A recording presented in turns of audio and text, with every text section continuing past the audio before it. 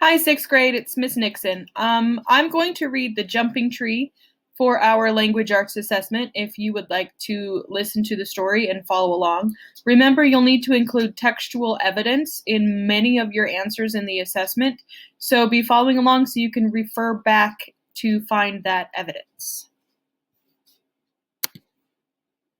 The Jumping Tree by Rene Saldana Jr. I was starting to feel an empty nervousness in my stomach. Not only was I about to start school at Nellie Junior Junior High, but I hadn't done much to get the older kids' respect this summer. My cousin Jorge, who was a full 2 years older, was visiting from Meyer across the border. This didn't happen too often because we visited my family in Mexico 2 or 3 weekends out of the month, and my tío Jorge, Jorge's father, didn't own a car, so Jorge had to wait until my uncle could borrow some transportation. Jorge wouldn't start school for another 2 weeks, so he wanted to take a vacation in the States. Odd how just across the border, only some 45 minutes away, people still walked to work. There was still a milkman, a water truck brought drinking water to each house, and fruit and vegetable vendors drove or walked up and down streets selling their wares.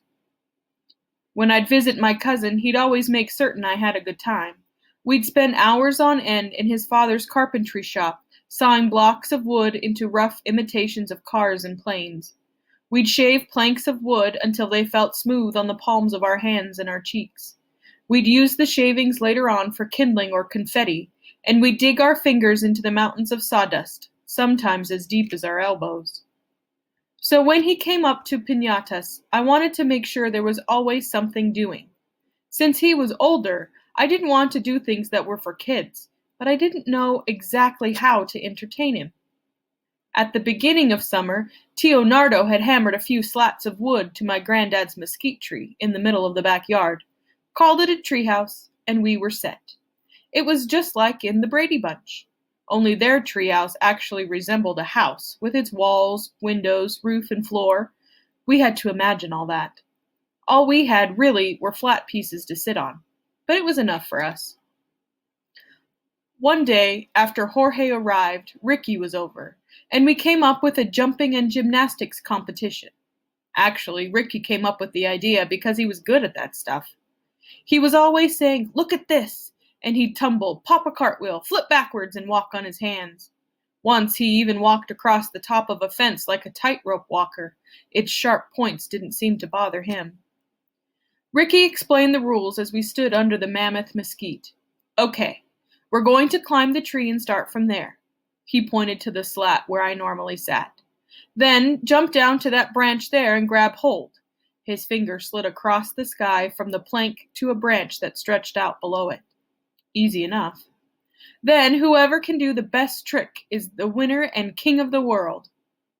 "What do you mean by trick?" asked Jorge. "You know, flips. Swing back and forth and let go. See who can land the fanciest." At this time, I'm thinking, okay, jump, grab, let go, and pray I land standing. No fancy smanchy stuff for me. Just do the thing. But Jorge was the oldest of us, and the strongest. Ricky was the gymnast, and I was the youngest and the smallest. The one who had something to prove to these guys. I had to go through with this deal. I had to prove that I could belong to this group. Could be a man. Jorge said, "Let's climb up." And so we did, hand over hand, foot after foot, until we all reached the top, and we sidled to the edge of the jumping place. When I saw how far the branch was from this spot, then how far the ground was from that branch, I decided to do the minimum, a jump and release. After all, I was only in the summer after my 5th grade year. What could they expect? Jorge went first. Ricky and I stood back watching. My Mexican jumping bean heart was making it hard to concentrate on the task at hand. Even at this age, I knew that people could learn a lot from their body's reaction to a situation. Hand over open flame burns. Remove hand immediately. Hunger pains? Eat. Heart grasping at sides of throat, fighting to get out alongside that morning's breakfast? Don't jump. But I am Mexican. I could not, strike that, would not back down. I would do the deed. It was a question of manhood. Jorge screamed and jumped. He swung like a trapeze artist at the Circus Vargas. I whistled. Then I was one step closer to having to jump. Ricky stepped up. "We'll see you down there, Primo," he said. "Yeah, down there," I forced a smile. He jumped, and it was like he and the branch were one. The rough bark of the mesquite melted into a smooth bar in his hands.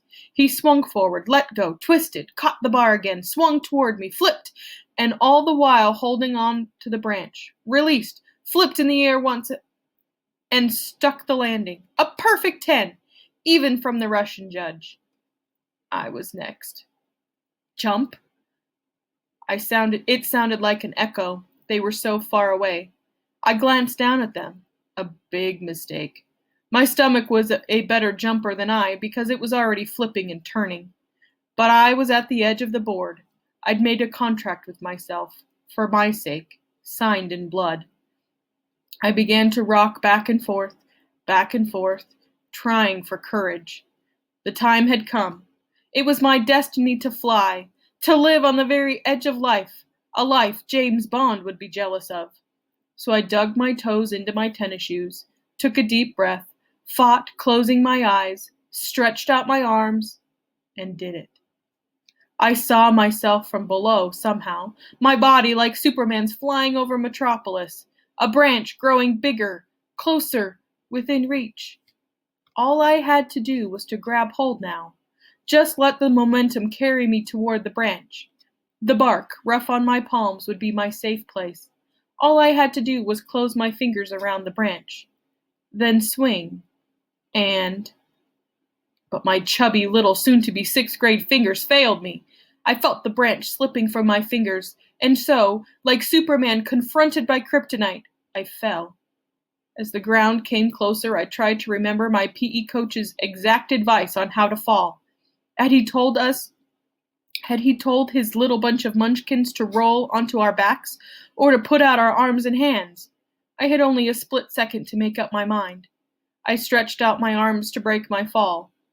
What broke was my left wrist. When I rolled over and looked at the sky, I knew I had failed. Or so I thought. When I returned from the doctor's that evening, arm encased in a cast, my cousins couldn't stop talking about it. "A cast, Ray? You know," said Jorge. "It's the best. It's better than a scar. I wish I had one. How does it feel?" It was my badge of courage, and it couldn't have come at a better time.